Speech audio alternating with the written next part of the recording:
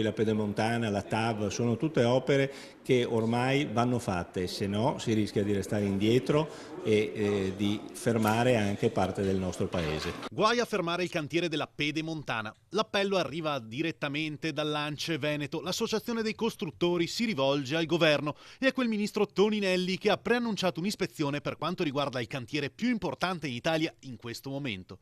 Secondo l'Ance la regione ha fatto quel che poteva fare. Il dubbio resta su quello che potrebbe decidere il governo. Purtroppo lo Stato ha l'ultima parola. Io credo che il governo, oggi appena insediato, deve cercare di metterci la testa dentro velocemente perché non si può aspettare ulteriormente. Grandi opere, investimenti, questo serve per i costruttori per rilanciare il comparto e poi sburocratizzare. Rendere meno farraginoso quello che adesso è complicato. Il sistema deve saper lavorare agilmente. La politica, l'appello è sempre lo stesso, di cercare di velocizzare i cantieri, cioè di passare dalle parole ai fatti. Un codice di contratti così complicato capisco che crei delle difficoltà alle amministrazioni, ma credo che tutti insieme dobbiamo trovare la via per far aprire i cantieri.